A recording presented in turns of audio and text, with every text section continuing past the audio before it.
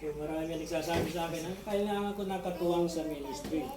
Hanggang sa dumating ang isang araw na pumasok sa isip ko na kung paano nga pala pag ako'y tumanda na, sino makakasama ko at sino maalaga ako. Maaaring ang mga member ng church ay maaaring wala na din. So paano na ako kapag ako'y natigil na sa pagpa-pastor, paano pag ako'y tumanda na. At dumating ang isang araw ay bigla akong kinabahan nung maisip ko yun.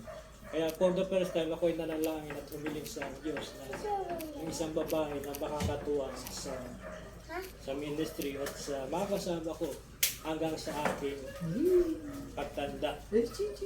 So pagkatapos ng prayer ko yun, nagbalik ako sa normal. Oo, ng isang araw, bigla ko na lang naramdaman na nagsimula na namang nagmahal ako sa isang babae. So doon sa prayer ko, wala akong tinutumbok na o sinasabi, sinong babae sa iglesia liligawan ko, wala akong gano'n. Basta dumating na lang sa isang araw na mayroong isang babae na naramdaman ko na yun nga, na kahit na malayo ang agwat ng aming edad, almost 22. 20 and Hindi ko pa siya niligawan. Hindi siya nakatanggap ng regalo sa akin. Pero nung ako'y magtapat sa kanya, tinanggap niya ako. So, kaya nakita ko, alam ko na maaaring ito ang binigay sa akin ng Diyos, ang nagtugon ng Diyos para sa akin. Pangalawa, kilala ko na siya mula ng bata pa siya.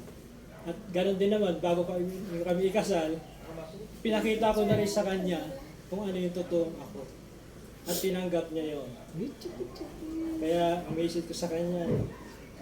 Salamat at ikaw ang binigay ng Diyos sa akin. Alam kong nahirapan ko magdesisyon at tanggapin ako dahil nga sa age gap natin. Pero tinanggap mo pa rin ako as ako. Yun nga lang, meron ba ang gusto sa akin na gusto mo sasabihin sa'yo palagi na hindi ko sinasabi dahil para sa akin. Ang isang salita na palagi ang binabanggit ay nawawalan na ako. At pangalawa, totoong nagbago na ako. Nagbabago ng edad, siyempre. Nagbabago ang katawan dahil sa mga sakit. Subalit, hindi ang pagmamahal ko. Dahil sa gusto ko pang makasama ko para matagal. Kasi nag-promise ko sa kanya na makasama ko siya at least mga 20 years man lang. Kasi nga dahil sa age gap namin. So, kaya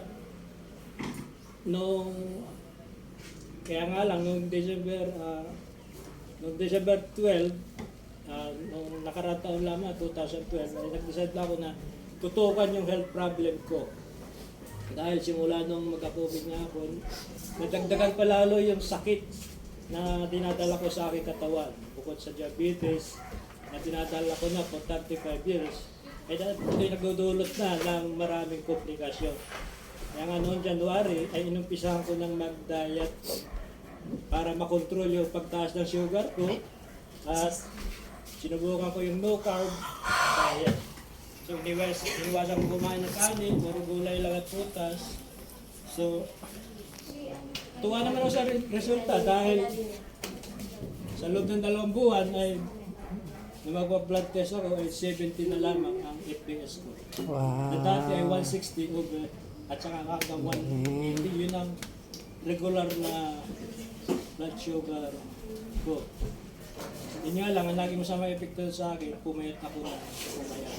Kaya, uti-uti na uli akong kumain ng kanin, subalit kontrolado ng aking pagkain at pinili ko na ang mga kinakain ko. Yun nga lang, parang huli na ang lahat sapagkat 35 years na ako may diabetes at umaasa lang sa maintenance. Kaya kahit mag-diet ako ay nag-uumpisa na lumaki yung mga binti ko.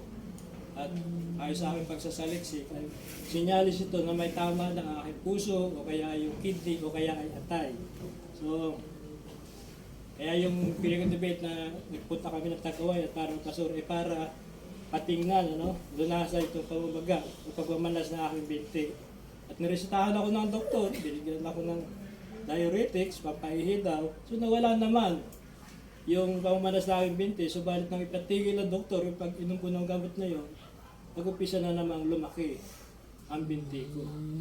So sa laboratory test ko noon, mataas ang total cholesterol ko. Mataas ang bad cholesterol, mataas din ang triglyceride, mataas ang uric acid at pero mababa naman ang good cholesterol. So hindi na bumalik sa doktor dahil alam ko rinisitahan na naman ako ng maraming gamot na nagdudulot naman ng maraming side effect. At sabi rin naman yun ng ibang mga doktor.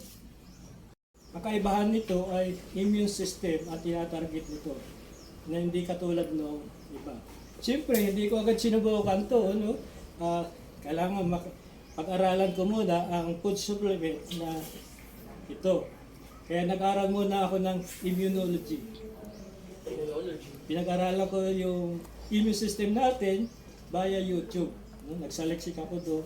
At doon ko nalaman ang napakahalaga talang ginagawa ng immune system nito sa ating katawan. At doon ko nalaman na ito pala ay nang isilang tayo ay taglay na natin ang immune system nito mula doon sa colostrum na unang gatas na nakukuha natin doon sa nanay natin. So yun pala ay taglay nito yung immune system at naipapasa ito sa isang sanggol. At sa aking natutunan ay nadagdagan ko pala mapaghanga ko sa Diyos dahil bukod sa solar system ay may taglay na natin na tayo na isinilang sa mundong ito na mayroon na tayong immune system na nagpapakita sa ating katawan laban sa mga sakit. Ang nakakalungkot nga lamang, hindi natin alam na unti-unti na pinahihina ng natin mismo ang ating immune system sa pamamagitan ng mga maling pagkain. Kaya sinubukan ko ang food supplement na ito at alam ko naman na mula ito sa gatas ng bagong panganak na baka na inom ko ito sa loob ng isang buwan and then nagpa-laboratory agad ako para tingnan kung mayroong pagbabago sa laboratory test ko noong hindi ko pa ginagamit ang food supplement na ito. At nagustuhan ko ang resulta sapagkat ang FBS ko ay normal, 105 na lamang kahit wala na akong infinitake na maintenance. Ang triglyceride ko ay normal, ang uric acid ay normal, ang good cholesterol ay pumasok na rin sa normal na level. Ang mataas na lamang sa akin ay ang bad cholesterol at ang total cholesterol sapagkat nakita ko ang pagbaba. So may nakita naman ang pagbaba sa total cholesterol. At sa dugo, maganda ang result dito sa akin, sa ihi, yun ang hindi maganda, plus 4 na. Ibig sabihin, nagka-damage na ang aking kidney at naglalabas na ng protina. So sa ECG, hindi rin maganda sapagkat napiktuhan na aking puso sapagkat pinabayaan ko ito na sa matagal na panahon na mataas ang aking blood pressure. So binasa ko rin sa ECG, left ventricular hypertrophy. Ibig sabihin na ito ay kumakapal na yung muscle sa left ventricle ko. Kaya kung minsan nahirapan ako huminga, lalo na kapag ako ay kinakabahan o napapagod. Kasi na makapal na yung muscle, hindi siya makapag-pump ng mabuti. Ang sanay naman ito ay dahil sa cholesterol na nakabara sa aking mga ugat. So, sa kabila ng karanasan naming mag-asawa sa loob ng 12 years, ay nagpapasalamat pa rin kami sa Diyos dahil hindi niya kami pinababayaan at patuloy na binibigyan ng mga bagong karunungan, lalong-lalo na sa kanyang mga salita at kung paano rin namin pangangalagaan ang aming katawan na mula rin naman sa Diyos. So sa Diyos na papuri at kaluwayan. Amen. Pero dito mo siya pipindot. Okay. Sige.